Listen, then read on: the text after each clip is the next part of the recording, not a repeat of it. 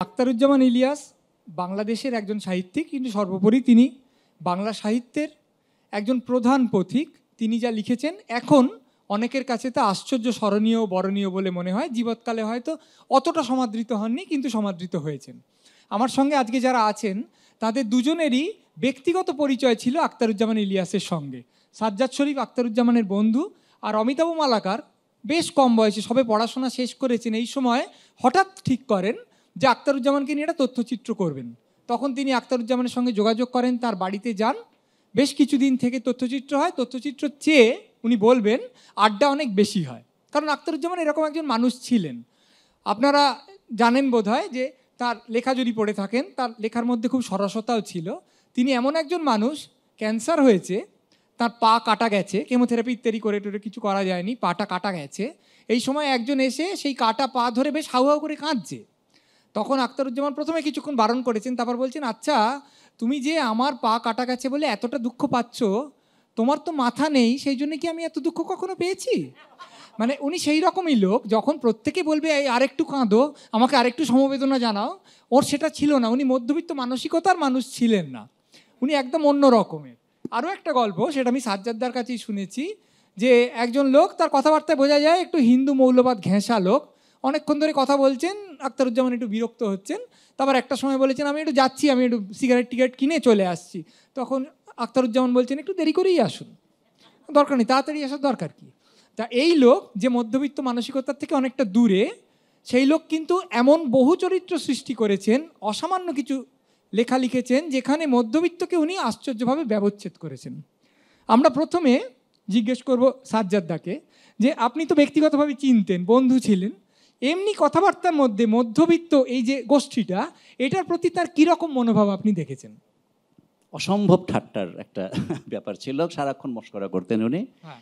মধ্যবিত্তকে পেলে একেবারে যাকে বলে একেবারে ছিঁড়ে ফেলতেন আর কি, মানে যখন। এবং মধ্যবিত্ত নীতিনৈতিকতার প্রশ্ন এলে উনি বলতেন যে এই মধ্যবিত্তের নীতিনৈতিকতা শুনলে আমার ব্রাহ্ম সমাজের কথা মনে হয়, এরকম একটা বলতেন, যে ছোঁয়াছুঁয়ি থেকে বেঁচে থাকো, মানে এরকম, বা খুব অতি শুদ্ধতা, অতি শরীর বর্জিত একটা শুদ্ধতা, দেহ বর্জিত শুদ্ধতা, এরকম একটা বিষয়। তো এমনিতে ইলিয়াস ভাই তো আপনার যখন নাকি আপনারা দেখবেন 60-এর দশকে যিনি লেখা যখন শুরু করেছেন, তিনি খুবই অন্তর্জগতের কথা লিখতেন গল্পের মধ্যে। কিন্তু স্বাধীনতার পরে আমাদের এখানে বাংলাদেশে 1971 সালের মুক্তিযুদ্ধের পরে তার একটা বড় পরিবর্তন ঘটে। উনি তো আপনার কি বলবো, একটা সংগঠনের সঙ্গে যুক্ত হন, লেখক শিবির বলে, এবং এই সংগঠনটা ছিল মূলত মার্ক্সবাদী বামপন্থী একটা সংগঠন, এবং তার তাত্ত্বিক ছিলেন বদরুদ্দীন উমর বলে আমাদের এখানকার একজন বিখ্যাত তাত্ত্বিক, মানে বামপন্থী গবেষক এবং তাত্ত্বিক। তো তার দ্বারা গভীরভাবে প্রভাবিত হয়েছিলেন, এবং মার্ক্সবাদের প্রতি তার বিপুল আস্থা ছিল। ফলে মার্ক্সবাদে এমনিতে যেরকম মধ্যবিত্তকে যেভাবে দেখা হয়, এরকম দেখাটা তার একটা ছিল, এই দ্বিধাগ্রস্ত, কাঁদুনে, মুখে বলছে একটা, মনে চিন্তা করছে আরেকটা, এবং সে বিপ্লব করতে গেলেও বিপ্লব শেষ পর্যন্ত করে উঠতে পারে না, তার পিছুটান থেকে বেঁধে রাখে, এরকম ভাবতেন সবসময়। এবং তার নীতিতে একটা নীতি কথা বলে, কিন্তু জীবনযাপন আরেক রকম করে, এবং এটাকে তিনি ঘোরতরভাবে নানা রকমের গল্প গুজবের মধ্যে এগুলোকে তিনি খুবই রসিকতা করতেন এবং খুবই ঠাট্টা করতেন মধ্যবিত্তকে নিয়ে। এবং তিনি তার গল্প উপন্যাসের মধ্যে দেখা যাবে, দেখবেন আপনি যে ওই ব্যাপারটা আছে, মানে আপনি দেখবেন যে যেহেতু তিনি বলবো মার্ক্সীয় যে বিশ্ববিখ্যাত, তাতে তার একটা মানে তাকে তিনি বিশ্বাস করতেন, আস্থার মধ্যে নিয়েছিলেন এবং তার চিন্তার মধ্যে ছিল। ফলে লেখক হিসেবে তার লেখার মধ্যেও ওইটার একটা ছাপ আছে। মানে তিনি তার চরিত্রগুলো তিনি খুবই চরিত্র খুব ভালো আঁকতে পারতেন, এবং তার চরিত্রগুলো অনেক বিচিত্র চরিত্র আছে, কিন্তু কখনো শ্রেণীর সীমা অতিক্রম করে যায় না। ওদের রুচি, ওদের কর্মতৎপরতা, ওদের আচরণ, ওদের ভাষা, কোনো কিছুই ওটা দেখা যাবে। এবং কখনো কখনো তিনি লেখক হিসেবে দেখা যেত মধ্যবিত্ত নিয়ে, বিশেষ করে যখন নাকি উনি লিখতেন, যে লেখকের যে পরিসীমাটা আছে ওটা ছাপিয়ে ব্যক্তি ইলিয়াস যেভাবে করে মধ্যবিত্তকে দেখতেন, তার উপন্যাসের মধ্যে কখনো কখনো সেই ব্যক্তি ইলিয়াসের একটা উপস্থিতি দেখা যেত আর কি, যে লেখকটাকে ছাপিয়ে যেন চলে আসছেন যখন তিনি মধ্যবিত্ত চরিত্র করছেন, এরকম একটা তার মধ্যে ছিল। কারণ তিনি ভাবতেন, আপনার কি এই কথা মনে হয় যে উনি যখন নিম্নবিত্ত চরিত্র আঁকছেন, তার চেয়ে যখন মধ্যবিত্ত চরিত্র আঁকছেন তখন একটু বেশি নিষ্ঠুর হচ্ছেন, অতিরিক্ত নিষ্ঠুর হচ্ছেন? এমনকি ধরুন যখন তিনি এমনকি আপনার একটু উচ্চবিত্ত যদি নাও বলি, যেই লোকগুলো একটু মধ্যবিত্তের থেকে উপরে ওঠার চেষ্টা করছে, হয়তো মধ্যবিত্তের সাধারণ মধ্যবিত্তের চেয়ে বেশি অর্থ বা একটা স্বচ্ছন্দ জীবনযাপন করছে, যে চরিত্রগুলো খোয়াব নামের মধ্যে আমরা দেখব, তাদের ক্ষেত্রে তাদের স্ববিরোধিতা তাদের তাদের অত্যাচার করার পদ্ধতি কিভাবে করছে লোকের উপরে, সেগুলো দেখাচ্ছেন, কিন্তু তাদের ব্যাপারে তার ঠাট্টা খুব কম আছে।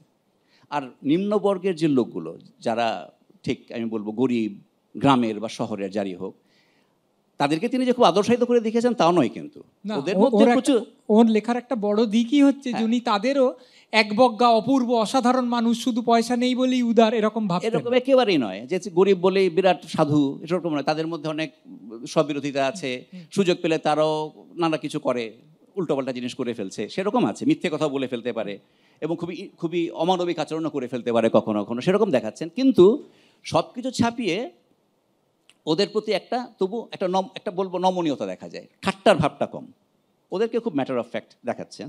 কিন্তু মধ্যবিত্ত যখন আসেন তখন বোঝা যায় যে তিনি যেন অনেক সময় একটু বেশি নিষ্ঠুর হচ্ছেন, বেশি নির্দয় হচ্ছেন। এবং আমাদের এখানকার আরেকজন বড় লেখক আছেন, তার নাম হচ্ছে হাসান আজিজুল হক।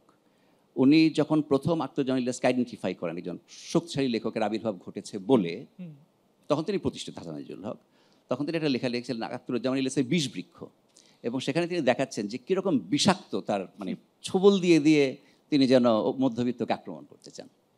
আচ্ছা অমিতাভ, তুমি যে এই তথ্যচিত্রটা করেছো, হঠাৎ আখতারুজ্জামান ইলিয়াসকে নিয়ে তুমি যখন কোন সালে করেছো? 1995? ওরকম সময় আমার হ্যাঁ, তা সেই সময় আখতারুজ্জামানকে নিয়ে পশ্চিমবঙ্গে খুব হইচই বোধহয় তখনও হয়নি। না, তাহলে হঠাৎ তুমি একটা তথ্যচিত্র করবে ঠিক করলে কেন? কারণ এই গল্পটা অন্য রকমের একটুখানি। আমি ইলিয়াসের লেখা পড়েছিলাম, লেখা পড়ে আমার যে সব লেখাই খুব অসাধারণ মনে হয়েছিল তাও নয়, কিন্তু আমার মনে হয়েছিল এই লোকটা একটা ঘটনা ঘটিয়ে ফেলেছে যেটা একটা বিপর্যয় বাংলা সাহিত্যের ক্ষেত্রে। বিপর্যয়ই বলবো, আমি কনসাসলি শব্দটা ব্যবহার করছি, দুজনের সম্বন্ধে বিপর্যয় শব্দটা আমি ব্যবহার করব। এই তুমি যে কথাগুলো সাজ্জাদ ভাই যেগুলো বললেন তার প্রেক্ষিতেই বলি, মধ্যবিত্তকে উনি যেভাবে দেখতেন সেটা নিষ্ঠুর বা নিষ্ঠুর নয় এভাবে আমি কোনোদিন দেখিনি, অন্তত তার লেখা যত দূর পড়েছি বা তার সঙ্গে কথা বলে আমার মনে হচ্ছে উনি হিস্টোরিক্যালি প্লেস করতে চেয়েছিলেন এই মানুষগুলোকে কোথাও একটা, বাট দ্যাটস ডিফারেন্ট। আমি তোমার প্রশ্ন ইয়েতে ফিরি, তো ওই সময় লেখাপড়া আমার চমৎকার বলে মনে হয়েছিল, কিন্তু মনে হয়েছিল যে একটা অন্য রকমের মানুষ, অন্যরকম একটা জীবন থাকতে পারে, সেটা আমরা কিছুটা শুনেও ছিলাম। যাদবপুরে উনি একবার এসেছিলেন, আমি তুলনামূলক সাহিত্য বিভাগের ছাত্র ছিলাম, আমাদের বিভাগে একবার এসেছিলেন, কিন্তু আমাদের সঙ্গে পরিচয় হয়নি। শিবাজি ব্যানার্জির বাড়িতে আমরা রাত্রেবেলা আড্ডা মারতাম প্রতিদিনই, তো সেখানে একবার শুনেছিলাম যে একদিন হঠাৎ শুনলাম যে ওনার ক্যান্সার হয়েছে। তখন আমার মনে হলো যে এই লোকটাকে নিয়ে একটা ছবি বানানোর দরকার, তখন আমি সেটা বললাম ওইখানে। তাতে শিবাজিদা কয়েকজনকে ফোন করলেন, নম্বরটা বোধহয় পাওয়া গেছিল অশোক সেনের কাছ থেকে, ঢাকায় ফোন করে ওনার পারমিশন নেওয়া হলো। এবং আমার কাছে, আমি তখন খুব বড় লোক, আমার কাছে 3000 টাকা ছিল, ওই 3000 টাকা পুঁজি আর প্রায় 3000 বন্ধুবান্ধব কলকাতা শহরে। শাশ্বত বলল আমি তোর সঙ্গে যাব, ওর কাছেও 100-2 টাকা ছিল, মানে তখন আমরা রাজা। তো এই 3200 টাকা পুঁজি এই নিয়ে আমরা বাংলাদেশে চলে গেলাম। ক্যামেরা নিয়ে না, এইটা আড্ডাটা তখন শুরু হলো যে মালু বলেছে ছবি বানাবে, তো বন্ধু বান্ধবরা বলছে ঠিক আছে তাহলে বানাক, দেখি কি বানায়, লেখালেখি করুক আগে, জানাক কি বানাবে। তখন নন্দিনীদির বাড়িতে একদিন আড্ডা হচ্ছে, তো বললো যে রঙ্গন ফিরছে ব্রাইটন থেকে, ও ফিরলে ওর কাছে একটা ক্যামেরা আছে, হাইলাইট ক্যামেরা, ওই ক্যামেরাটা নিয়ে তোরা চলে যাস। বেশ, কিন্তু আমরা তো ছবি তুলতে পারি না। তখন রাহুল বোস, তাকে ধরা হলো, সে আমাদের ছবিটা তুলে দেবে। তো এই করে আমরা পৌঁছে গেলাম। রাহুল বোসের আসার কথা ছিল, গোটা 10 দিনের মতো শ্যুট করবে বলেছিল, তো তখন সে এক মেম সাহেবের আবার প্রেমে পড়েছে, অতএব 10 দিন কমে 2.5 দিন হয়ে গেল। তো সে এসে 2.5 দিন শ্যুট করলো, করার পর কলকাতায় ফিরে এলাম, পোস্ট প্রোডাকশনের টাকা নেই। একদিন যাদবপুরের লবিতে বসে আছি, তো সমীরণ গুহ মজুমদার, সমীরণ গুহ মজুমদার হচ্ছেন যিনি তৈয়ব সালি অনুবাদ করেছেন। উনি যাচ্ছিলেন রাস্তা দিয়ে, বললো কিরে মুখ শুকনো করে বসে আছিস? আমি বললাম এই যে শুটিং হয়ে গেছে কিন্তু পোস্ট প্রোডাকশনের তো টাকা নেই। বললো তুই আসিস আমার বাড়িতে, কালকে সকালে 20,000 টাকা দেবো তোকে। তো সেইটা নিয়ে কাজ করলাম। পিঙ্কু আর সুপ্রতীক বললো আমরা এডিট করে দেবো। এইভাবে বন্ধু বান্ধব মিলে কাজটা হলো। এবার তুমি বলো যে আখতারুজ্জামানের কাছে যে গেলে, ওখানে গিয়ে কিরম প্রথম দিন থেকে শুটিং হতো নাকি আগে গল্প হতো, না কিভাবে জিনিসটা হতো? প্রথম দিন গিয়ে যাওয়া মাত্র আড্ডা শুরু হলো। আমরা যখন গিয়ে পৌঁছেছি ভোরবেলায়, গিয়ে প্রথমে খেতে বসলাম এবং একটা সময় আবিষ্কার করলাম যে আমরা শুধু খাচ্ছি। মানে সকালে জলখাবারটা খাওয়া হচ্ছে, খেতে খেতে খেতে খেতে দুপুরের সময় হয়ে গেছে, দুপুরের খাওয়া শুরু হয়ে গেল। দুপুরের খাবার খেতে খেতে বিকেলের নাস্তা, তারপরে রাতের খাবার। কোনোদিনই আজকের পথটা আগামীকাল রিপিটেড হতো না। 4-5 রকমের মাছ মাংস, সেই এলাকি ব্যাপার। বাড়িতে যে একজন ক্যান্সারের রুগী আছে এবং তার যে একটা পা কাটা গেছে, এটা বুঝবার জন্য মাঝে মাঝে ইলিয়াসের যে কাশি হতো, যে কাশতেন, সেটা থেকে আমরা বুঝতাম একটা লোক আসলে অসুস্থ। এবং ওই যে দুপুরবেলা ঘন্টা দুয়েকের জন্য উনি রেস্ট নিতেন, সেটা আমাদের যত ফেরার দিন এগিয়ে এলো তত ওই দু ঘন্টাটা কমে 1 ঘন্টা 8 ঘন্টায় নেমে এলো। ওই পুরো সময়টা উনি আড্ডা মারতেন? পুরো সময়টা আড্ডা মারতেন। শুধু তোমাদের সঙ্গে নাকি আরো অনেক লোক? গোটা ঢাকা থেকে লোকজন আসতো, সকাল থেকে আড্ডা মারতো। তোমার তথ্যচিত্রটা দেখলে যে ইলিয়াসকে আমরা দেখতে পাই, সেখানে তো পা কাটা দেখা যায় না, মানে এরম গোছের একটা মিড শট মতো তুমি নিয়েছো। সেখানে আবার দেখা যায় হাতটাতেও একটা চোট আছে, কারণ প্লাস্টার বাঁধা মতো একটা পড়ে গিয়ে একটা হাতে চোট পেয়েছিল। তাহলে একটা লোকের ক্যান্সার, পা কাটা গেছে, হাতে চোট আছে, কাশলে রক্ত বেরোচ্ছে, আর সেই লোকটা সকাল থেকে রাত আড্ডা মেরে চলেছে। এবং আমাদেরকে প্রতি কথার 2টো কথা পরপর বলছে, আচ্ছা তোমরা আজকে কোন দিকে যাচ্ছ? বাংলা বাজারের দিকে যাচ্ছ? তাহলে মনে রেখো অমুক গলিতে ঢুকে তমুক রেস্টুরেন্টে কিন্তু খেতে হবে, এটা না খেলে কিন্তু ঢাকায় আসা। তোমার এটা একটু অবাক লাগেনি যে তুমি একজন কেউ নয়, তোমার কোনো নাম নেই, একজন সম্পূর্ণ অপরিচিত মানুষ, কোনো এরকম না যে এর আগে এটা করেছে, তাহলে সেই লোকটা তথ্যচিত্র করতে চাইলে তিনি যে রাজি হলেন, এটা তোমার অবাক লাগলো না? না, একেবারেই অবাক লাগেনি। কারণ আমরা যেটা বুঝতে পেরেছিলাম গোড়াতেই ওর বাড়িতে ঢুকে, যে এই লোকটার সঙ্গে না আমাদের বহুদিন আগে পরিচয় ঘটে গেছে এবং আমার মতো লোক বা শাশ্বতর মতো লোকেদের সঙ্গে ওর আজীবন সখ্য। উনি অপরিচিত লোকের জন্য অপেক্ষা করে থাকতেন। পরিচিত লোককে উনি তো জানেনই আসবে, এই অপরিচিত লোকগুলোকে উনি খুঁজে বার করতেন। এই লোকটার মধ্যে এই অংশটা অপরিচিত, এই লোকটাকে আমি চিনি না। মানে কথার কথা বলছি, এখান থেকে রুবি হাসপাতাল অবধি হেঁটে গেলে যদি 10 জন লোকের সঙ্গে ওনার দেখা হতো, তাহলে 10 জন লোকের সঙ্গেই উনি 10 রকমভাবে আড্ডা মারতেন, কারুকে নিজের নাম না বলে বা অন্যের নাম জিজ্ঞেস না করে। মানে 10 জন অচেনা লোকের সঙ্গে, একদম অচেনা লোকের সঙ্গে 10টা বিষয় নিয়ে গল্প করতে পারতেন এবং করতেনও, সেটাই করতেন। মানে সুরাইয়া ভাবি মাঝে মাঝেই বলতেন এই আড্ডা মেরে জীবনটা শেষ করে দিল। সাজ্জাদদা, এই যে তথ্যচিত্রটা, এটা তো আপনিও দেখেছেন, সেখানে আখতারুজ্জামান ইলিয়াস একটা জায়গায় বলছেন যে ওকে ভূতের গল্প বলেছেন অনেকগুলো, যে ভিক্টোরিয়া পার্কে সিপাহী বিদ্রোহে সিপাহী ভূতরা ঘুরতো, কি মিরাটের একজন সিপাহীর ভূত ঘুরতো। এবার বলতে বলতে উনি একটা জায়গায় তথ্যচিত্রটায় বলছেন যে এগুলো কিন্তু মানে কুসংস্কার নয়, এগুলো বিশ্বাস নয়, এগুলো ওদের জীবনের অংশ।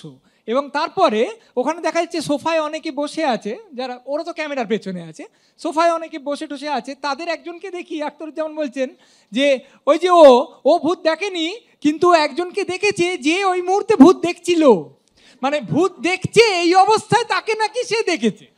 তাহলে এবারে এর মধ্যবর্তী যে কথাটা, অন্তর্লীন যে কথাটা, যে উনি আমরা যেটাকে নিতান্ত কুসংস্কার বলে উড়িয়ে দিচ্ছি, তাকেও একটা যাপনের অংশ বলে ধরছেন, একটা মধ্যবিত্ত যাপনের অংশ বলে ধরছেন, এটা নিয়ে আপনি কি বলবেন? মানে আপনি যদি আমি অন্য গল্প, যেহেতু গল্পের আলোচনা হচ্ছে, যদি বলি, আপনার একটা গল্প আছে কিনা আপনি দেখবেন ইলিয়াসের, যেখানে একটা লোক বেরিয়ে গেছে পুরনো ঢাকার রাস্তার মধ্যে এবং ওকে চাঁদে পেয়েছে, ও আর কোনো রাস্তা চিনতে পারছে না, এবং এক গলি থেকে আরেক গলি, আপনাদের উত্তর কলকাতার মতো, পুরনো ঢাকার তো গলি এরকমই চিকন চিকন গলি, মোটা লোক ঢুকতে পারে না।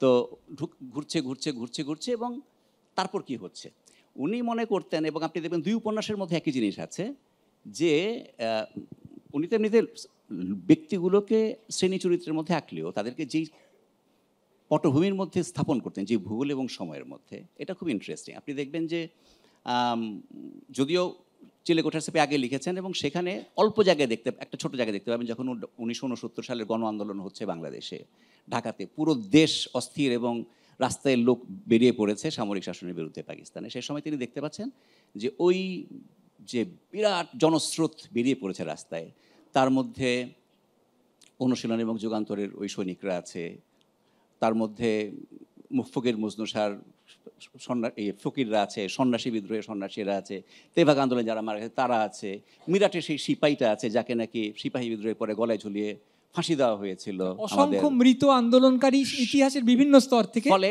এই যে আপনার অশরীরী শরীরী ইতিহাসে মৃত এবং বিপ্লবী এবং এই সবগুলোকে তিনি মনে করতেন এরা সবাই মিলে একটা গল্পের জমি তৈরি করছে এবং এটা কোনো না কোনো জায়গায় মানুষের চিন্তার মধ্যে আছে, মানুষের জীবন্ত কল্পনার মধ্যে আছে। কেন বলছি? কারণ খোয়াবনামার মধ্যে আপনি দেখবেন যে এই জিনিসটা আরও বিস্তারিত হয়ে এসছে। সেই কারণে তিনি কিন্তু খুব পছন্দ করতেন ইতিহাসের বিভিন্ন পর্যায়ে একটা ক্রিস ক্রস করে দিতে। যেমন ধরুন খোয়াবনামার মধ্যে যেই পটভূমিটা, সেটা হচ্ছে ঠিক দেশভাগের আগে আগে পাকিস্তান যখন হবে, ভারত এবং পাকিস্তান ভাগ হবে, সেই সময়কার কনটেক্সটে হচ্ছে এবং একই সময়ে তেভাগাও হচ্ছে উত্তরবঙ্গের দিকে, যেখানে তার তো গল্পের জমি দুই জায়গায়, পুরনো ঢাকার উত্তরবঙ্গ, যেখানে তার জন্ম হয়েছে এবং বড় হয়েছেন।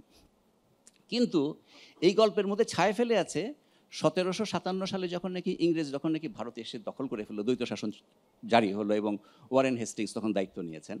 সেই সময়টায় এই যে ফকির বিদ্রোহ এবং সন্ন্যাসী বিদ্রোহ হলো, ভবানী পাঠক এবং আপনার মজনুসার, এদের পুরো গল্পটা এরা বেঁচে আছেন।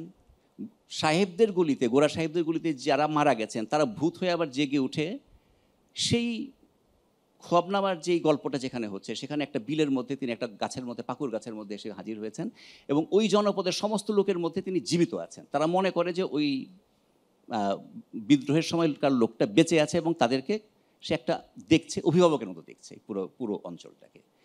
এবং আপনি দেখবেন চিলেকোঠার সেপের মধ্যেও যখন নাকি ঢাকা থেকে একজন বামপন্থী যুবক গেছে আনোয়ার গ্রামে, এবং ওখানেও সে খুব শিক্ষিত, খুবই ধূপদুরস্ত, এবং গ্রামে আরেকজন আছে যে নাকি শ্রেণী শত্রু খতম করার জন্য যুদ্ধের মধ্যে লড়াইতে নেমেছে, আলী বক্স, সেও মধ্যবিত্ত, সে শিক্ষিত। কিন্তু যখন ওরা ওই সময়টায় ওরা শুনতে পাচ্ছে যে নদীর মধ্যে ঘোড়ার ডাক হয়। এই ঘোড়াটা কি? ঘোড়াটা কখনো এই ঘোড়ার মধ্যে করে হয়তো কোনো বিপ্লবী এসেছিল বা কিছু হয়েছিল, সেটা অস্পষ্ট গল্পটার মধ্যে গ্রামবাসী শুনতে পাবে এবং তারা মনে করে এই ঘোড়ার ডাক শুনতে পাওয়া মানে হচ্ছে খুব বড় কোনো দুর্যোগ আসছে। এবং আলী বক্স বামপন্থী আন্দোলন করে, শ্রেণী শত্রু খতম করতে চায়, এবং আনোয়ার, দুজন ও বামপন্থী, দুজন, একজন শহুরে একজন গ্রামে, দুজন মুখোমুখি হয়েছে। যখন আলী বক্স বলছে ঘোড়ার ডাক কিন্তু হচ্ছে, সাবধান থাকবেন, মানে নদী থেকে ঘোড়ার ডাক শোনা যাচ্ছে। তো আনোয়ার বলছে আপনি বিশ্বাস করেন এগুলো? আপনি একটা শিক্ষিত লোক, আপনি একটা করতে আসছেন। এবং এখানে হচ্ছে এই যে জনপদে বিশ্বাস, এবং সেখানে আলী বক্স সেটা বিশ্বাস করছেন, আর আনোয়ারও গেছে এবং সেটা বিশ্বাস করে না, কারণ তার কাছে মনে হচ্ছে পুরোটা কুসংস্কার। এর মধ্যে দিয়ে একজন যে জনপদের সঙ্গে গ্রথিত এবং জনপদের মধ্যে আছে, আর একজন যে তার থেকে বিচ্ছিন্ন এবং মানে শহুরে মধ্যবিত্ত গ্রামীণ মধ্যবিত্তের মধ্যে একটা তফাৎ হয়ে যাচ্ছে। এইটা ফলে এই জনশ্রুতিগুলো উনি খুবই জীবন্ত মানে ইতিহাসের পাশাপাশি এগুলো ব্যবহার করতেন। এমনকি আমি জাস্ট একটু ফুটনোট আকারে বলি, উনি তৃতীয় যে উপন্যাসটা লিখতে চেয়েছিলেন, উনি আমাকে গল্পটা বলেছিলেন 71 সালে উনি লিখতে চেয়েছিলেন, এবং সেই গল্পের মধ্যে তিনি আনতে চেয়েছিলেন আরেকটা চরিত্র, যেটা হচ্ছে ওই পুণ্ড্রবর্ধনে যেখানে তিনি ছিলেন। আপনারা জানবেন হয়তো যে পৌণ্ড্রীয় বাসুদেব বলে একটা চরিত্র আছে মহাভারতে, যিনি নিজেকে দাবি করেছিলেন কৃষ্ণের ডাবল হিসেবে, এবং কৃষ্ণের সমস্ত উল্টো কাজগুলো তিনি করেছেন। এবং তিনি মহাভারতে আছে, আমি খুঁজে দেখলাম যে দ্রৌপদীর যে আপনার কি বলে ওটাকে, যখন স্বয়ংবর সভা হচ্ছে, সেখানেও গিয়ে বলেছে আমি কৃষ্ণ, আমার মধ্যে দিয়ে কৃষ্ণ আবার নতুন করে হাজির হয়েছে, আমি নতুন কৃষ্ণ এখানকার। যাই হোক সেটা। এবং ইলিয়াস দেখেছেন যে ওই পুণ্ড্রবর্ধনের অঞ্চলটার মধ্যে কৃষ্ণের নামের সঙ্গে জড়িত বহু জায়গার নাম আছে। যেমন একটা জায়গার নাম কৃষ্ণনগর। আবার বাংলা অঞ্চলে তো ধরুন কৃষ্ণ এবং রাধাকৃষ্ণের কৃষ্ণ একাকার হয়ে গেছে। ফলে কোনো জায়গা আছে বৃন্দাবন পাড়া বলে একটা জায়গা। উনি আমাকে বলেছেন যে দেখো, আমি ভাবি যে এরকম যদি একটা রাজা থাকেন যিনি নিজেকে কৃষ্ণ ভাবতেন এবং তিনি গেছেন এবং ফিরে এসে নিজেকে কৃষ্ণ প্রতিপন্ন করার জন্য তিনি জায়গাগুলোর নাম দিয়েছেন, হয়তোবা, আমি জানি না। কিন্তু ওই গল্পটার মধ্যে 71-এর গল্প, কিন্তু তিনি মহাভারতের ওই গল্পটাকে খানিকটা কল্পনা বা বিস্তর কল্পনা মিশিয়ে তিনি আরেকটা জিনিস করতে চেয়েছেন। এটা খোয়াবনামার মধ্যেও আছে। এই যে লোককথা, আরবান লেজেন্ড, এবং এগুলো উনি ব্যবহার করতেন এবং উনি মনে করতেন যে এগুলো ইতিহাসের চেয়ে কোনো অংশে কম নয়, বরং হয়তো বেশি গুরুত্বপূর্ণ মানুষের জীবনে। এগুলো বেঁচে থাকে এবং মানুষকে বাঁচিয়ে রাখে। অমিতাভ, তুমি যেই গোড়াতেই বললে যে তুমি মনে করো যে চরিত্রগুলোকে উনি হিস্টোরিক্যালি পজিট করতে চাইতেন, এটা ঐতিহাসিক একটা প্রেক্ষিত দিতে চাইতেন, সেইটা নিয়ে একটু বলো। আর তার সঙ্গে এটাও বলো যে তুমিও কি মনে করো যে বাস্তব এবং কল্পনা দুটোই ওর কাছে সমান গুরুত্বপূর্ণ ছিল, যেটা সাজ্জাদদা বলছেন?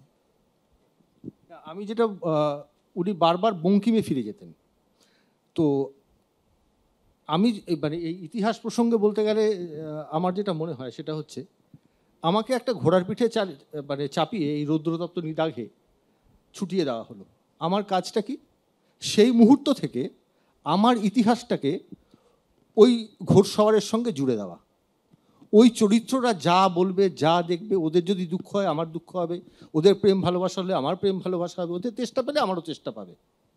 এখান থেকে যে শুরুটা হলো, আমি নিজেকে তৈরি করা শুরু করলাম, আমি নিজেকে দেখছি ওখানে, কিন্তু আমার নিজের কোনো বক্তব্য নেই।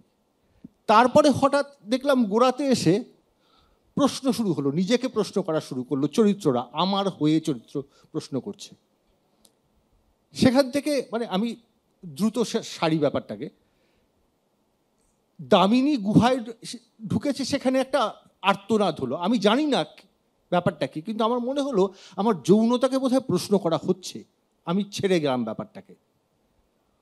হঠাৎ তারপরে একটা ঘরে একটা ছেলেকে ঢুকিয়ে দেওয়া হলো, ঢুকিয়ে দিয়ে বাইরের সবাই বলল, ইভেন ও ন্যারেটার, ও হারানের নাচ জামাই। ওর আর কিছু বলার রইল না। ও যে হারানের নাচ জামাই, সেটা এই যে সময়ে সে রয়েছে, সমকালীন ইতিহাস এবং যে চরিত্রেরা, এবং হয়তো উপন্যাসিক নিজেও বা গল্পকার যাই হোক না কেন, সে ঠিক করে দেবে সে কে। আমি জানি না তারপরে আর কিছু। খোয়াবনামার একদম গোড়াটা যদি আমি দেখি, একদম প্রথম যে প্যারাগ্রাফ, সেখানে দেখবো আমি মাটিতে পা গেঁথে তারপরে সে দেখছে। এই মাটিতে পা গাঁথার কাজটা তখন শুরু হলো। দেখছি অবশ্য যা, তাতে তার মাথাটা মেঘে আছে বলেই মনে হচ্ছে। হ্যাঁ, কিন্তু তবু সে দেখছে। এবার সেই দেখাটা ইলিয়াস যেটা চাইছে সেটা হলো এই দেখাগুলোকে একটা নির্দিষ্ট রূপে তার একটা অভিমুখ তৈরি করতে। এটা খুব জরুরি। মানে ওই যে বলেছিলাম বিপর্যয়, সে বিপর্যয় একজন হচ্ছেন দেবেশ রায়। তিনি এক মহিলাকে মেরে রেপ করিয়ে নোম্যান্সল্যান্ডে ফেলে রাখলেন, আরেক চরিত্রকে তুলে দিলেন একটা গুড়িতে তিস্তার জলে, বললো ভেসে যা। আর বাঙালি, তুই বাইরে থেকে দেখ এই চরিত্রগুলোকে, দেখে ঠিক কর তো কে তুই, কে তুই, পাঠক তুই কে, কিভাবে দেখবি। আমার হাতে মানে পাঠক হিসেবে কি আছে, আমি কাকে দেখি উপন্যাসের ভেতরে? খিজিরকে দেখি। হাড্ডি খিজির কাকে দেখে? যখন মনে আছে একটা অটোয় করে যাচ্ছে, সে সময় ওর সওয়ারিরা মোলেস্টেড হলো এক মহিলা, তখন তারা যখন ওদের কাছে যখন পয়সা চাইছে, তখন তারা ওকে জিজ্ঞাসা করে, তুমি কি মানুষ? মানুষ সম্পর্কে, নাগরিক সম্পর্কে একটা ধারণা তৈরি হয়ে আছে, সেটা আনকোয়েশ্চেনড, সেটাকে কেউ প্রশ্ন করছে না।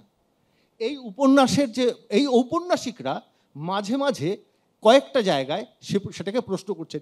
এটা না মানে হয়তো পরবর্তীকালে শহীদুল জহিরের উপন্যাসে গেলে, আমি সে প্রসঙ্গটা বাদ রাখছি, বেড়ে যাবে। এগুলো না পাড় ভাঙা উপন্যাসের মতো। মানে একটা নদী এই উপন্যাসে ঢুকছে, পাড় ভেঙে অন্য উপন্যাসে ঢুকছে। চরিত্রটা শুধুমাত্র যে কেবল মানে খিজিরকে শুধুমাত্র একটা উপন্যাসই আমি দেখছি তা কিন্তু নয়। মানে খানিকটা, যে কারণে ইলিয়াসের কোনো চরিত্র আসলে সম্পূর্ণ নয়। মিলির হাতে স্টেন গান আছে, কিন্তু মিলির হাতে স্টেন গান দিয়ে মিলি আসলে কি করবে সেটা আমি সম্পূর্ণ পুরোপুরি জানি, দেখতে পাই না, বুঝতে পারি না কি করবে। হ্যাঁ, সম্পূর্ণ নয় কেন? সম্পূর্ণ নয় কারণ আমার, তুমি বলছো লেখক ইচ্ছাকৃতভাবে সেই চরিত্রগুলোকে সম্পূর্ণ করে গড়েননি, সম্পূর্ণ করে একেবারেই গড়তে চাননি। হ্যাঁ, কেন? এটা আমার মনে হয়েছে, কারণ কোথাও তার মনে হয়েছে যে এদের না দেখার, এদের মানে এদের সেলফ অ্যাসেসমেন্টে একটা কোথাও গন্ডগোল রয়ে গিয়েছে, খামতি রয়ে গিয়েছে, যেটা কিনা সম্পূর্ণ হতে পারে। ধরা যাক খিজির যখন শুয়ে পড়ে দেখে ভিক্টোরিয়া পার্কে ওখানে এই মৃতদেহগুলো ঝুলছে, এই দেখাটার মধ্যে দিয়ে তার মৃত্যু একটা অর্থ খুঁজে পায়। বাকি কেউ তারা পাগল হয়ে গেলেও মানে তমিজের বাপ এই যে দেখে, স্বপ্ন দেখতে পায়, তার স্বপ্ন দেখার কিন্তু কোনো অভিমুখ নেই, স্বপ্নের কিন্তু কোনো অভিমুখ নেই, তমিজের আছে। হ্যাঁ, এটা ইলিয়াস নিজে একটা সাক্ষাৎকারে বলেছেন যে স্বপ্ন না দেখেও থাকতে পারে না, সেই জন্য ও আসলে স্বপ্ন দেখে না, কারণ ওটাই তো রিয়ালিটি এক ধরনের। আমি সাজ্জাদ, আমি ও যে হাড্ডি খিজিরের কথাটা বললো সেইটা আমি একবার একটু পড়ে শোনাই, তারপর আপনি সেটা নিয়ে একটু কথা বলুন। সেটা উনি ওর তথ্যচিত্রে এই হাড্ডি খিজিরের এই ঘটনাটা ইলিয়াস নিজে বলেছেন, তবে সংক্ষেপে বলেছেন, খুব একটা বিস্তারিত বলেননি। সেইখানে একজন লোক ওই হাড্ডি খিজিরের গাড়িতে চড়ে যাচ্ছিল, সেইখানে সেই লোকটির বউকে কয়েকজন এসে ধর্ষণ করতে নিয়ে যায়। বেশ বিনীতভাবেই বলে যে আমরা একটু চট করে হয়ে যাবে, 1 ঘন্টার মধ্যে ধর্ষণ হয়ে যাবে, তারপর ছেড়ে দেবো, এটা নিয়ে ভাববেন না, ইত্যাদি ইত্যাদি। তা লোকটা একটু পায়ে টায়ে ধরে সেই গুন্ডাগুলোর কোনো কথা শোনে না। তারপর থেকে আমি পড়ছি, খিজির মানে যে গাড়িটা চালাচ্ছে, খিজির বলে চলেন স্যার থানায় যাই গিয়া, নীলক্ষেত ফাঁড়ি তো কাছেই। লোকটি ফেল করে তাকায়, খিজির ফের বলে চলেন যাই। লোকটা তখন রাস্তায় ধপাস করে বসে পড়ে, 2 হাতে মুখ ঢেকে সে কাঁদতে শুরু করলো। তার কানের কাছে মুখ রেখে যতটা সম্ভব নরম করে খিজির বলে চলেন যাই, এখনও টাইম আছে, থানায় চলেন চলেন। কান্নায় সাময়িক বিরতি দিয়ে লোকটা ফোঁপাতে জবাব দেয়, এদের চেনো? এরা সব NSF-এর গুন্ডা, আইয়ুব খানের বাস্টার্ড মোনেম খানের বাস্টার্ড এরা। খিজির তাড়া দেয়, লন যাই, ইউনিভার্সিটির এতগুলি হল এখানে, পোলাপানরে খবর দিই, চলেন সাব। মানে যে নিম্নবিত্ত সে মধ্যবিত্তকে বলছে যে আপনার স্ত্রীকে ধর্ষণ করছে, চলুন ঠেকাই। এবার মধ্যবিত্ত কি বলছে? লোকটির ফোঁপানো কণ্ঠস্বর ফের গুমড়ে ওঠে, না তা হয় না, আরও বিপদ হবে। ওরা 1 ঘন্টা ওয়েট করতে বললো না, এসে আমাকে না পেলে ফায়ার হয়ে যাবে, চাকরি বাকরির কথা সব বলে ফেললাম, শুয়োরের বাচ্চারা আমার কেরিয়ার নষ্ট করে দেবে। লোকটি ফের হাতে মুখ গুজে ফোঁপায়, এরা ডেঞ্জারাস, মোস্ট পাওয়ারফুল। ফের নতুন উদ্যমে কাঁদবার প্রস্তুতি নিলে নিজের স্কুটারে ফিরে আসা ছাড়া খিজিরের কোনো কাজ থাকে না। তুমি আমাকে একা রেখে চলে যেও না ভাই। লোকটির এই মিনতির জবাবে সে বলে, আর ওরা আপনাকে গাড়ি কইরা পৌঁছাইয়া দিব। ইঞ্জিনে স্টার্ট দিয়ে অ্যাক্সিলারেটর থেকে হাত উঠিয়ে খিজির ফের রাস্তায় নামে। সাহেব ভাড়াটা? ভাড়া? তরুণ রাজকর্মচারী হাত থেকে মুখ তুলে অশ্রু সজল চোখে তার দিকে তাকায়। মিটার দেখা ভাড়াটা দিয়া ফেলান। প্রচণ্ড রকম বিস্ময় ও মর্মাঘাতে লোকটির মুখের খুচরা খাচরা পার্টস ওলট পালট হওয়ার উপক্রম ঘটে। পকেট থেকে টাকা বের করে ভিজে গলায় এসে বলে, তোমরা মানুষ না, মানুষ হলে এ সময় কেউ। স্কুটার রাস্তায় গড়িয়ে দিলে খিজির তার উক্তিকে স্বীকার করে চিৎকার করে, না আমরা কুত্তার বাচ্চা, মানুষ হইলেন আপনারা। এইখান থেকে সাজ্জাদ আপনি একটু বলুন মধ্যবিত্তের অবস্থান। এটা হচ্ছে একদম টিপিক্যাল ইলিয়াস, যে ইলিয়াস মধ্যবিত্তকে কীভাবে দেখতেন এবং কিভাবে করে একটার বিপরীত আরেকটাকে স্থাপন করতেন। আপনি একই রকমের দৃশ্য পাবেন আপনি আরেকটা জায়গাতে, যেখানে 69-এর আন্দোলন শুরু হয়েছে এবং একটা হোটেলের মধ্যে খুবই 5 তারা হোটেলের একটা আগুন লেগেছে, এবং আগুন লাগার পরে ওখান থেকে হঠাৎ করে একটা লোক বেরিয়ে এসছে, এবং সে খুব বিখ্যাত ব্যক্তি, খুব বিখ্যাত একজন কৌতুকাভিনেতা, তার নাম হচ্ছে ফ্যাটি সোহরাব। তো ওর গায়ের মধ্যে ফোসকা পড়ে গেছে, আগুনে পড়ে গেছে, এবং হঠাৎ করে সেখানে দেখা হচ্ছে এই ওসমান, এই মধ্যবিত্ত ছেলেটা, আর দেখা হচ্ছে আপনার হাড্ডি খিজির, যে নাকি আমরা বলতে পারি মানে ইলিয়াস যেভাবে করে মার্ক্সবাদী জায়গা থেকে দেখেন, লুম্বেন প্রলেতারিয়েত এরকম একটা ক্যারেক্টার। তো ওরা এসছে এবং ওকে দেখে হঠাৎ করে খুব উত্তেজিত হাড্ডি খিজির, বলে ও ফ্যাটি সোহরাব, কারণ ও খুবই একটা কৌতুক, খুব জনপ্রিয়। ওকে গিয়ে বলছে, আপনি মুখ ছবিতে কী যে একটা অভিনয় করেছিলেন, ও তো ঢাকায় ভাষায় কথা বলছে, বাঙাল ভাষা ঠিক না, কি করছিলেন, একটা খুব সুন্দর অভিনয় করছিলেন। আচ্ছা ওই হিরোইন যে ছিল এরকম, সে একটার পর একটা কথা বলছে, সে ওই সিনেমার গল্প করে যাচ্ছে এবং একটু ইয়ার্কির ছলেই। আর এদিকে ওসমান বলছে, এটা কি একটা সময় হলো, এটা একটা সময় হলো, তুমি এটা করছো, তুমি ওকে তাড়াতাড়ি বাড়িতে দিয়ে এসো, যদি পারো বাড়িতে দিয়ে এসো। তখন কারফিউ ঘোষণা হয়ে গেছে এবং সময় খুব অল্প।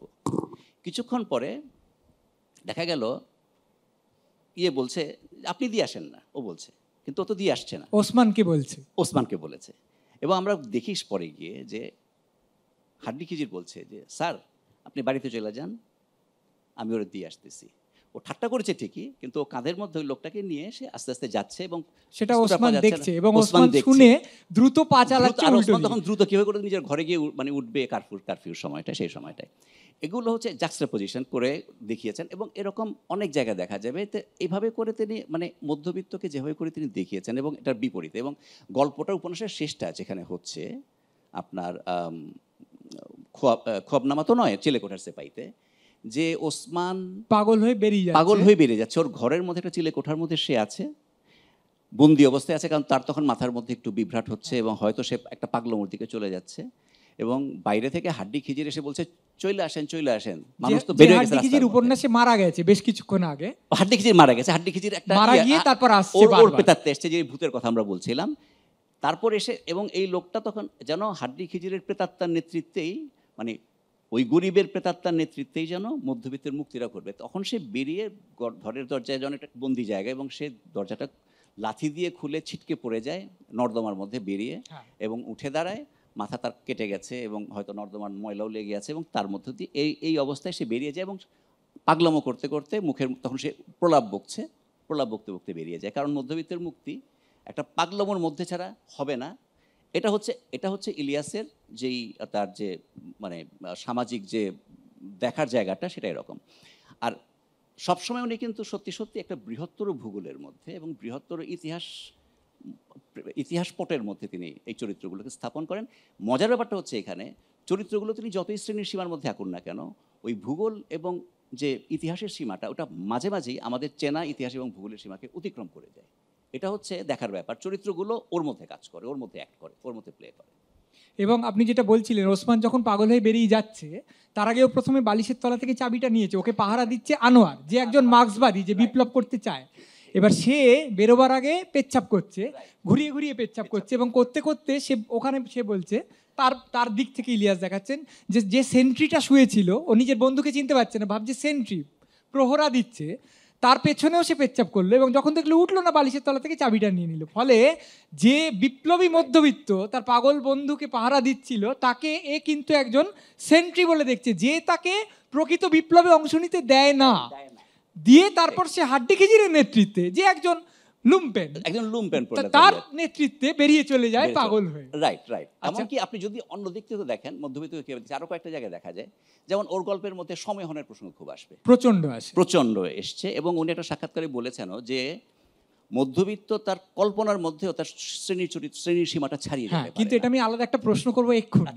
হ্যাঁ, তার আগে অমিতাভ, তোমাকে একটা কথা বলি, যে এক্ষুনি যে সাজ্জাদ দাও যে কথা বললেন, তুমিও যে বারবার বলছো যে একটা ঐতিহাসিক প্রেক্ষিত, এবং পুরো জিনিসটাকে যে একটা লোক নয়, সে তার ইতিহাসের একটা অংশ এই হিসেবে দেখো, আমরা পড়লেও বুঝতে পারি যে অন্যান্য সাহিত্যিকের থেকে তাকে যে আমরা আলাদা করে চিনি, তার অনেকগুলো ব্যাপার আছে, তার গদ্যভঙ্গি আছে, অসামান্য শব্দ প্রয়োগ আছে, কিন্তু এটা একটা বিরাট ব্যাপার। তুমি যে তোমার তথ্যচিত্রটায় ইলিয়াসের ইন্টারভিউ দেখাচ্ছ, তার আত্মীয়দের ইন্টারভিউ দেখাচ্ছ, তার সঙ্গে বারে বারে ঢাকার রাস্তা দেখাচ্ছ, যেখানে ঢাকার রাস্তার ভিখিরি দেখাচ্ছ, তার হয়তো কুষ্ঠ হয়েছে তাকে দেখাচ্ছ, রিক্সাওয়ালা ম্রিয়মান হয়ে বসে আছে, বৃষ্টি হচ্ছে, তার রোজগার নিচে বসে আছে, এটা বারবার দেখাচ্ছ। কেন তুমি ঢাকার রাস্তার তথাকথিত সর্বহারাকে দেখানোটা এই তথ্যচিত্রের একটা আবশ্যিক অংশ বলে মনে করলে? প্রথমত ইলিয়াসের সঙ্গে এই রাস্তাগুলোর, এই ঢাকা শহরের একটা সাংঘাতিক মানে এক নিবিড় যোগ ছিল, বহু সময় কাটিয়েছেন। হ্যাঁ, কিন্তু তুমি যে সে রাস্তা দেখাওনি, তুমি এমন রাস্তা দেখিয়েছো যেখানে খুব নিম্নবিত্ত, খুব মার খাওয়া লোকরা আছে বলে মনে হচ্ছে। হ্যাঁ, প্রথমত ঢাকায় বড় লোকদের দেখা যায় না, আর ইলিয়াসের ছবি তৈরি করতে গিয়ে আমি যে লোকগুলোকে খুঁজেছি, মানে খুব আনকনশাসলি হয়তো আমি খিজিরকে খুঁজেছি, দেখা যাক পাওয়া যায় কিনা। উনি বলেছেন এই নবাবপুর এলাকায় সাংঘাতিক সব মিছিল হতো, এই মিছিলে উনি যোগ দিতেন। বাচ্চারা যাদের পিচ্ছি বলা হয় তাদের কথা বারবার উনি বলেছেন। আমি ভাবছিলাম এদের কাছ থেকে কোনোভাবে আমি যে গল্পটা বলবো, সেই গল্পটা বলার সূত্রটা পাওয়া যায় কিনা, কিভাবে বলবো, আমি ছবিটা শুরু করব কি দিয়ে। দেখলাম যে একসময় ঢাকায় নানা ধরনের ভিখিরিরা নানা রকমের গান গায়। ছবির গোড়ায় আমি প্রথমে বন্দনা করি বলে একটা গান আছে, এক মহিলা গাইছে। আমার মনে হয়েছিল এই গানটা এর গলায় দিয়ে শুরু করা যেতে পারে, এবং শেষে একটা আজান আছে, তার সঙ্গে আমি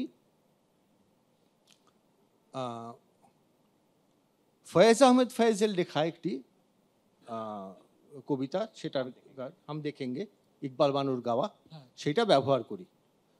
ওইটা ব্যবহার করার কথা আমাকে খানিকটা উস্কে দিয়েছিলেন মানববাবু, মানবেন্দ্র বন্দ্যোপাধ্যায়। আর ঢাকা শহরে আমি ঘুরতে গিয়ে দেখলাম যে যে লোকগুলোর সঙ্গে আসলে আমার কথা হবে, ইলিয়াসকে নিয়ে কথা হবে বা ইলিয়াসের যে জগৎ সেটা আমি চিনতে পারবো, সেটা শুধুমাত্র আমি ইলিয়াসের ওই ঘরে বসে ইলিয়াসের বন্ধুবান্ধব যারা আছেন তাদের সঙ্গে কথা বলে পারবো না, আমাকে একটু নানা রকম লোকের কাছে যেতে হবে। সেটা করতে গিয়ে আমরা কোনো একদিন হঠাৎ পৌঁছে গেছিলাম জেনেভা ক্যাম্পে। জেনেভা ক্যাম্প হচ্ছে বাংলাদেশে মুক্তিযুদ্ধের পর যে বিহারি মুসলমানদের রাজাকার এবং অ্যান্টি বাংলাদেশি বা বাঙালি বিরোধী হিসাবে চিহ্নিত করে একটা জায়গায় একটা ঘেঁটোতে রেখে দেওয়া হয়েছিল। এই ঘেঁটোটার নাম জেনেভা ক্যাম্প। কথা ছিল পাকিস্তান সরকার এদের ফিরিয়ে নেবে কোনো একটা সময়, কিন্তু পাকিস্তান ফিরিয়ে নেয় নিজেদেরকে। এরা বহুবার আবেদন জানিয়েছে। এক মাতালের সঙ্গে আলাপ হয়েছিল যে একদম সরাসরি বলছে যে বেনজির ভুট্টো তো গদ্দার হ্যায়। আরেক মাতালের সঙ্গে আলাপ হয়েছিল রাত্রেবেলা জেনেভা ক্যাম্প থেকে বেরোনোর সময়, যে সারাদিন মদ খায় এবং রাত্রেবেলা নাজিম হিকমতের কবিতা, গান এগুলো আওড়ায়। এটা জানতে পেরেছিলাম যে ও যখন পুলিশে চাকরি করত এবং ও পাকিস্তান পুলিশের চর ছিল, খোচর ছিল, ও ফিরে যেতে পারেনি কোথাও, মানে ও পাকিস্তান ওকে নেয়নি, এইটা ওর জীবনের সবচাইতে বড় দুঃখ। ও যখন ঠ্যাঙাতো বাঙালিদের তখনও নাজিম হিকমতের গানই গাইতো। ওকে যখন এখন জিজ্ঞেস আমি যখন ওকে জিজ্ঞেস করেছিলাম যে তুমি পাকিস্তান গেলে না কেন, পাকিস্তান তোমাকে নেয়নি, ও উত্তর দিত না এটার, হ্যাঁ বানায়। কারণ এ হ্যাঁ বললে পরে, নেয়নি বললে পরে ওর তো সারাটা জীবনই বৃথা গেল। তুমি মনে করেছো যে ইলিয়াসের যে বিশ্ব তা এদের সবাইকে নিয়ে তৈরি বিশ্ব আসলে? কারণ যে মানে এই হাড্ডিখিজির এখানে না, যে স্বাধীনতা আন্দোলন বা স্বাধীনতার লড়াই, এটা শুধুমাত্র বাঙালির স্বাধীনতার লড়াই বললে কিন্তু ভুল হবে। ইলিয়াস সেটা বারবার বলেছেন, এটা কিন্তু বাঙালির স্বাধীনতা নয়, এটা গরিব মানুষের স্বাধীনতা। সেটা এই আনোয়াররা যারা পরে পাগল হয়ে যাবে তারা আগে বুঝতে পারেনি। আনোয়ার নয়, ওসমান পাগল হয়ে গেল। আনোয়ার খুব মানে যাকে বলে, আনোয়ারের কথা আমরা আসবো হয়তো। হ্যাঁ, আনোয়ারের কথাতেই আসি। ওসমান পাগল হয়ে গেল, এরা আগে বুঝতে পারেনি। মানে তোমার তথ্যচিত্রটার যে স্টান্স আমার মনে হয়েছে সেটা হচ্ছে ইলিয়াসের রাজনীতিটা কি, এবং সেখানে তুমি এই মধ্যবিত্ততার ধার কাছেও যাওনি। তুমি বলতে চেয়েছো ইলিয়াস নিম্নবিত্তের একটা পতাকা উড়িয়েছেন এবং সেটা তুমি তোমার তথ্যচিত্রে বলবে। নিম্নবিত্তর পতাকা ওড়াননি, উনি নিম্নবিত্তদের সামনে দাঁড় করিয়ে মধ্যবিত্তকে বলেছেন, এই দেখ তারা বিবির মরদ পোলাতে তারা বিবি একটা মরা পেয়ে তারপরে কাঁদতে শুরু করলো। না, সেটা অন্য গল্পে, তারা এই মহল পড়ে না, কিন্তু হ্যাঁ মানে ওই এরকমই কিছু একটা, আমার খেয়াল পড়ছে না এখন। তার নিজের ছেলে মরে গেছে, সে কাঁদতে পারেনি কারণ সে পুলিশের গুলিতে মারা গেছে, সে অন্যের ছেলের মৃত্যু উপলক্ষ করে বিরাট বিলাপ করছে। কথা হচ্ছে ইলিয়াস মধ্যবিত্তকে বলছে যে তোমার সামনে তুই এতগুলি মরা, তুমি কোন মরাটা নিয়ে কাঁদবে বলো? বাংলাদেশ স্বাধীন হওয়ার পর থেকে এখন অবধি 20 গুণ ভূমিহীন কৃষকের সংখ্যা 20 গুণ বেড়েছে। এই মধ্যবিত্ত বলছে আমি তো পেলাম না টাকাটা, আমার তো পাওয়ার কথা ছিল। ভূমিহীন কৃষকের সংখ্যা যদি বেড়ে থাকে, যদি গরিব হয়ে থাকে, সেই টাকাটা তো কোথাও গেছে। কোথায় ভাই? আমি তো পেলাম না। বড় লোকরা বলছে, যাদের সঙ্গে আমার আসলে দেখা হয়নি, তারা বলছে আমরা বাংলাদেশি ঠিকই, কিন্তু আমার দেশ তো বাংলাদেশ নয়, আমার একটা পতাকা লাগে, আমার একটা অমর একুশ লাগে, আমার সকালে পান্তা ভাত লাগে ইলিশ মাছ দিয়ে স্বাধীনতার দিনে বা হোয়াটএভার পয়লা বৈশাখে, এগুলো আমার লাগে। কিন্তু সেগুলো আমি লন্ডনেও পাই, নিউ ইয়র্কেও পাই, আর কলকাতাতেও পাই। আমার বাংলাদেশের দরকার নেই, বাংলাদেশ তো সারা পৃথিবীতে। খিজিরকে কিন্তু তুমি ইয়ে থেকে তুলতে পারবে না, পুরনো ঢাকা থেকে তুলতে পারবে না, তাহলে সে নিরালম্ব হয়ে যাবে। ঠিক কথা। সেই কারণে আমার ওই রাস্তার সঙ্গে কথা বলতে গেলে আরো কিছু প্রসঙ্গ আসে। হ্যাঁ, আরো কিছু প্রসঙ্গ আসার ঠিক সময় নেই, কিন্তু তবু একটু বলুন, তারপর আমরা আর দুটো ছোট আমি ছোট্ট প্রসঙ্গে বলে যাই, কারণ ইতিহাসের প্রসঙ্গ এলো তো বঙ্কিমবাবুর প্রসঙ্গ এসছে। এখানে মনে হয় একটা জিনিস বলা উচিত, আমার মনে হয় যে অনেক সময় বাংলাদেশ এবং মানে ভারত বুঝতে গেলে কতগুলো জিনিস জটিল হয়। যেটা দীপেশ চক্রবর্তী একটা লেখাতে লিখেছিলেন। দীপেশ চক্রবর্তী শেখ মুজিবুর রহমান আত্মজীবনী লিখতে গিয়ে লিখেছিলেন যে আমাদের হিন্দু স্মৃতিতে কোট আনকোট সোহরাওয়ার্দী একজন খল চরিত্র, খলনায়ক। কিন্তু শেখ মুজিবের লেখা স্মৃতি কথা পড়তে গিয়ে দেখছি, এবং আবুল মনসুর আহমেদ আরেকজন বিখ্যাত রাজনীতিবিদ ছিলেন ওখানকার, দেখছি যে তিনি নিতান্ত খলনায়ক নন, মুসলিম স্মৃতিতে তিনি খলনায়ক নন। আমরা দেখতে পাচ্ছি যে ইতিহাসের মধ্যে একটা বিভাজন অনেক সময় নানা কারণে হয়েছে, এবং হয়েছে বলেই তো অ্যাকচুয়ালি দেশভাগ হয়েছে। এবং ইলিয়াস কখনো দেশভাগকে অনুমোদন করতে পারেননি তার দিক থেকে, কারণ তিনি বলেছেন যে দেশভাগের মধ্য দিয়ে লোক ছিন্নমূল হয় এবং তার দেশান্তর ঘটে এবং সে ভূমিহীন হয়, সেই দেশ সেই তখন সেটা স্বাধীনতা না। সেটা কি স্বাধীনতা হতে পারে? কারণ এটা এই তথ্যচিত্র বলেছেন যে একটা বলা হলো তোমার দেশ স্বাধীন হলে এবার তুমি দেশটা ছেড়ে চলে যাও, এই কথাটার কোনো অর্থ হয় না। তো কিন্তু এই বিভাজনের ব্যাপারটা আমি বলছি যে এই উপন্যাসের মধ্যে বঙ্কিমের প্রসঙ্গে এলো কেন, কারণ 1757 সালে যখন নাকি এটা রাষ্ট্রটা যখন নাকি ইস্ট ইন্ডিয়া কোম্পানি নিয়ে নিল ভারতবর্ষ, তারপর প্রথম যদি প্রতিরোধ আন্দোলন বলেন, যে দুটো প্রতিরোধ আন্দোলন হয়েছিল, বড় ফকির সন্ন্যাসী বিদ্রোহ, যেখানে দেবী চৌধুরানী এবং ভবানী পাঠক করেছিলেন, তার সঙ্গে সন্ন্যাসীরা ছিল। আর মজনু শাহ যখন ছিলেন, মজনু শাহ কিন্তু অ্যাকচুয়ালি লোকটা ছিলেন ইউপির, তিনি যান উত্তরবঙ্গে, সেখানে আন্দোলন করেন, 3টা জায়গায় করেন পরপর, ময়মনসিংহে করেন, রাজশাহীতে করেন, প্রথমে তো করেছিলেন বগুড়া রংপুর অঞ্চলে। এবং ঘটনাচক্রে ভবানী পাঠক এবং মজনু শাহরা একই সময় আন্দোলন করেন, এবং তার সঙ্গে গিরি সম্প্রদায়ের এই মজনু শাহের সঙ্গে সন্ন্যাসীরা গিয়ে যুক্ত হয়েছিল, ঠিক আছে। এবং পরে গুরি খান, এবং দুজনে একই সঙ্গে মারা যান 1787 সাল এরকম সময় মারা যান, ভবানী পাঠক এবং ইসে। বঙ্কিম যখন নাকি দেবী চৌধুরানী আনন্দমঠ লিখলেন, তখন তিনি সন্ন্যাসীদের বিদ্রোহটাকে নিয়ে এলেন, কিন্তু ফকিরের বিদ্রোহটা তিনি আনেননি। কিন্তু আমরা যখন দেখতে পাচ্ছি এই ইলিয়াস যখন নাকি, এমনকি চিলেকোঠার সেপের মধ্যেও আছে, তিনি যখন নাকি দেখছেন একটা কালেকটিভ ইসের মধ্যে, সেখানে খবরনামাতে তো বটেই, সেখানে ওই যে শ্লোকগুলো বলা হচ্ছে, কতগুলো লোক যারা পুরনো ছড়া মানে কবিতা পড়ে, যেগুলো নাকি প্রাচীনকালে কখনো লেখা হয়ে থাকবে বলে তিনি হাজির করেন পত্রিকা ইসের মধ্যে, তার উপন্যাসটার মধ্যে। সেখানে আমরা দেখতে পাচ্ছি মজনু শাহ এবং ভবানী পাঠকের যে মিথ বা ইতিহাস, এটা মিথিফাইড হয়েছে, পুরাণীকরণ ঘটেছে, এবং তারা মিলেমিশে একাকার হয়ে গেছে। এবং আমরা দেখতে পাই ওখানে এই খোয়াবনামার মধ্যে যে অভিজাত হিন্দু এবং অভিজাত মুসলমান, ওদের মধ্যে কোনো বিরোধ নেই, ওদের মধ্যে সম্পর্কটা খুব ভালো। কিন্তু অভিজাত মুসলমানের সঙ্গে অনভিজাত মুসলমান এবং অভিজাত হিন্দুদের সঙ্গে অনভিজাত হিন্দুদের একটা ফারাক রয়ে গেছে। এবং এটা ফলে তারা এবং যখন নাকি এই আপনার এই প্রলেতারিয়াত অংশ, এটা গ্রামীণ হোক বা শহুরে হোক, এদের মধ্যে কিন্তু হিন্দু মুসলমান ভেদটা কম। কারণ আমরা দেখতে পাচ্ছি একটা চরিত্র তিনি বৈকুণ্ঠগিরি বলে একটা চরিত্র করেছেন, ওই গিরি সম্প্রদায়ের সন্ন্যাসীরা যুক্ত হয়েছিলেন, তাদের একজন উত্তরাধিকার রেখেছেন, এবং তাদের সঙ্গে কিন্তু সম্পর্কটা খুব ভালো। এবং তারাই একটা ইউনিফায়েড, একটা সমন্বিত কল্পরাজ্যের মধ্যে বাস করে, যেখানে ইতিহাস মিথ, যেখানে হিন্দু মুসলমান একাকার হয়ে গেছে, কিন্তু বাস্তবের মধ্যে সেটা নেই। ওই অধরাটাকেই যেন ইলিয়াস ধরতে চান, এই ইতিহাসের বাইরে ওটাকে অ্যাড্রেস করতে চান, যেটা হয়তো এক রকমের ওই মানে আমাদের যে ফারাকটা ঘটেছে ইতিহাসের মধ্যে, চিন্তার মধ্যে, সম্প্রদায়ের মধ্যে, ওইটাকে তিনি এখানে পুনরুদ্ধার করতে চান এই গরিব মানুষের লোককল্পনার মধ্যে দিয়ে।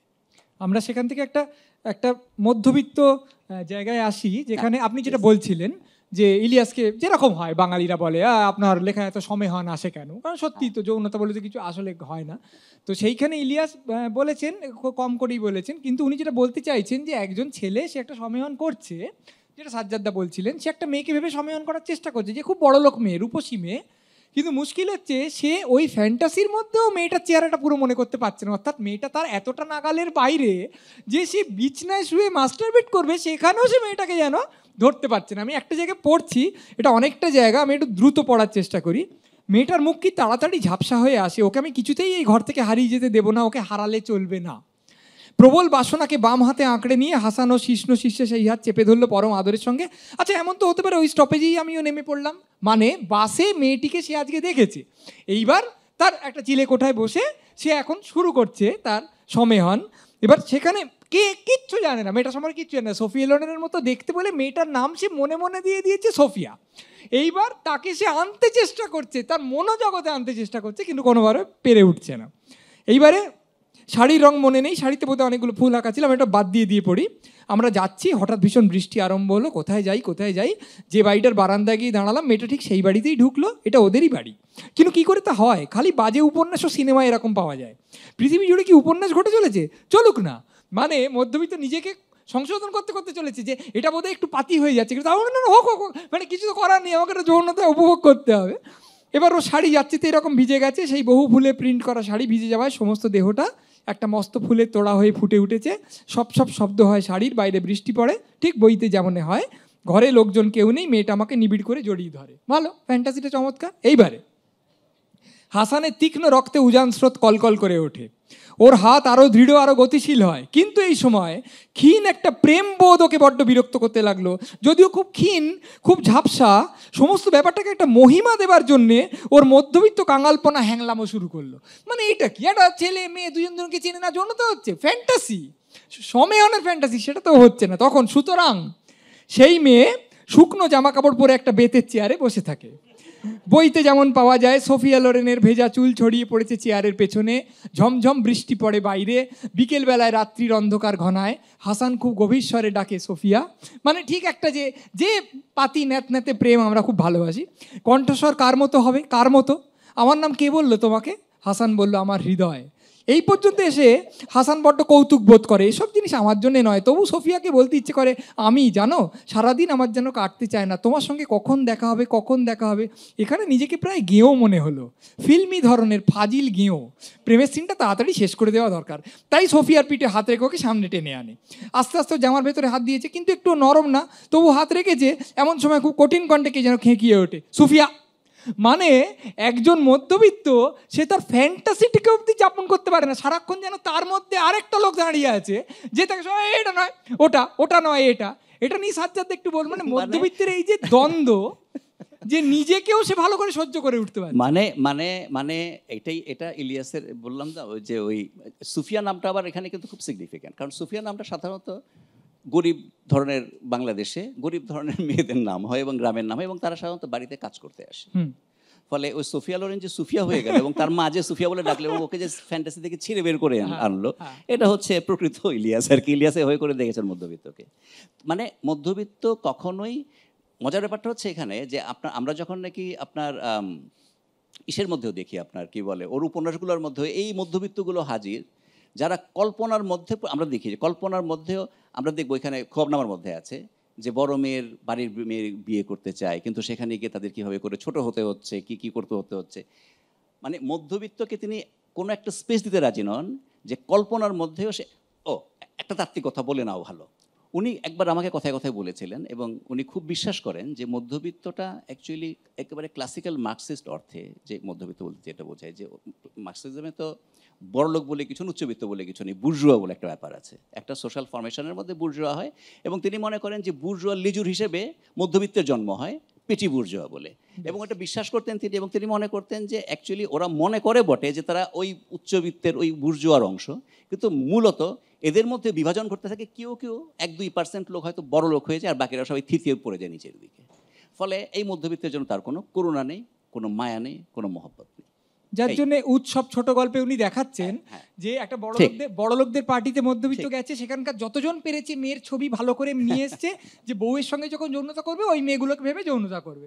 ভালো কথা, কিন্তু কিছুতেই পারছে না, সব ছিঁড়ে যাচ্ছে, কোনোভাবে হচ্ছে না। এবং তারপর শেষকালে বারান্দায় গিয়ে তাকে বাজারের লোকরা উল্লাস করছে, যত ভালগার জঘন্য অশ্লীল লোক, একটা কুকুরই সঙ্গম করছে, তাই দেখে তার যৌন উত্থান হয়। তবে সেই ক্ষেত্রে মালু, তুমি যে বলেছিলে যে না অতটা রূঢ় বা নিষ্ঠুর বলে তুমি মনে করো না, মধ্যবিত্তের প্রতি তিনি যে নিষ্ঠুরতা করেছেন তা সাংঘাতিক। এইবার আনোয়ারের প্রসঙ্গে একটু আসি, যদিও সংক্ষেপে বলতে হবে। আমি তো মনে করি মানে চিলেকোঠা সেবাইতে আনোয়ার একটা অসম্ভব গুরুত্বপূর্ণ চরিত্র। সে মার্ক্সবাদী, সে হ্যান ত্যান, সে গ্রামে যাচ্ছে, বিপ্লব সংগঠিত করছে, শুধু তার ঝামেলার জন্যে একজন শ্রেণীশত্রু খতম হচ্ছে না। হ্যাঁ, খয়বার গাজীকে খুন করার কথা, সবাই খুন করবে, সে বলছে না, না, সে তার খুব মায়া, তার খুব ক্ষমা ভেতরে, সে বলছে আমাকে একটা দিন সময় দাও, পরের দিন মারবে। সবাই বলছে না, তাকে মারবো যখন এখন মেরে ফেলি। তখন সে বলছে না না না না, তা হয় না, একটু সময় দাও। পরে সে যখন শহরে এসছে, তার গ্রামে গিয়ে সংগঠন করা দরকার, সে করছে না। সে বলছে ওসমানকে না দেখে কে চলে যাবে, নিজের কাছে নিজের অজুহাত তৈরি করছে যাতে কোনোভাবেই গ্রামে গিয়ে তাকে আসলে বিপ্লবটা না করতে হয়। এই চরিত্রটা নিয়ে তুমি কি বলবে? এই যে আত্মতঞ্চক চরিত্র, যে নিজেকে মনে করছে মার্কসিস্ট বিপ্লবী, কিন্তু আসলে বিপ্লবের দিন পিছিয়ে দেওয়াই তার মূল কাজ।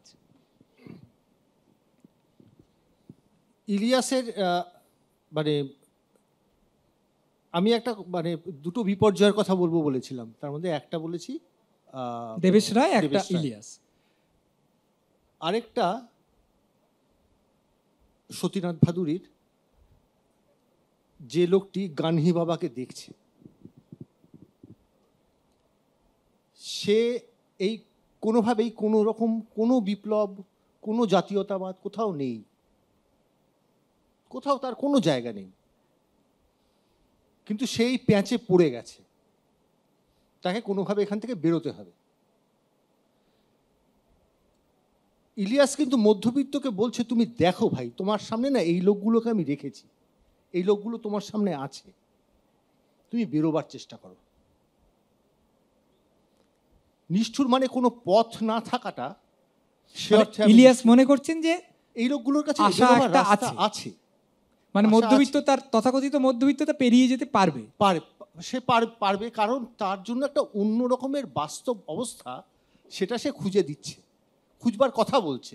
দেখো, ও তো দেখতে পাচ্ছে ওইখানে মাটিতে শুয়ে দেখতে পেল সিপাহী বিদ্রোহের সিপাহীদের লটকানো আছে, ও দেখতে পাচ্ছে এই নানা ধরনের বিপ্লব থেকে বহু যুগ ধরে লোকগুলো আসছে, এই লোকগুলোকে যে সে দেখছে, চিনছে কিন্তু অন্য লোকে, চিনছে কিন্তু মধ্যবিত্তের স্মৃতিতে আছে এই লোকগুলো। ওই বঙ্কিম থেকে যে শুরু হয়েছিল, কোনো একটা সময় এসে সে চিনতে শুরু করেছে। গোড়ার দিকে যে কোম্পানি আর্টে সে দেখেছে যে ভারতবর্ষের ছবি এরকম, ভারতবর্ষের মানুষের ছবি এরকম, অ্যানথ্রোপোলজিস্টরা যখন দেখাচ্ছে যে না তৃতীয় বিশ্বের কালো মানুষ এরকম, সেগুলো মধ্যবিত্ত দেখছে। কিন্তু মধ্যবিত্তই কিন্তু একটা সময় গিয়ে দেখছে যে সেখান থেকে হাড় থেকে সব মাংস খুলে যাচ্ছে।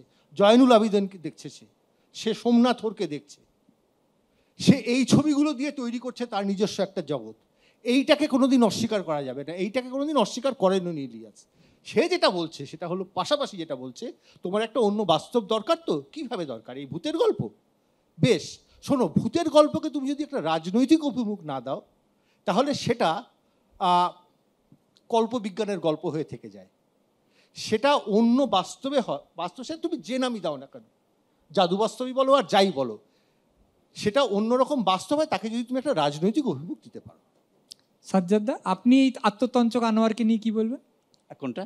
এই আনোয়ারের যে ও, আমি সিরিয়াস বিপ্লব করি, ওরা কিছু বোঝে না গ্রামের লোকরা, কিন্তু আমি যাব, এখন একটু দেরি হচ্ছে। না, অ্যাকচুয়ালি আমি মানে দাদার সঙ্গে আমার একটু এদিকে হয়তো চিন্তার তফাৎ হবে কিছুটা পরিমাণে, কারণ হ্যাঁ সেটা বলুন। হ্যাঁ, সেটা হচ্ছে ইলিয়াস মানে আমাদের এক বন্ধু সাদুজ্জামান, উনি লেখালেখি করেন, একটা সাক্ষাৎকার নিয়েছিলেন দীর্ঘ ইলিয়াসের। সেখানে ইলিয়াস বলেছিলেন যে, এবং আমার সঙ্গে আমি দীর্ঘ সময় কথাবার্তা বলেও দেখেছি, এবং সেই সাক্ষাৎকারে তিনি বলেছেন এর কথা যে মধ্যবিত্তের প্রতি আমার কোনো আস্থা নেই।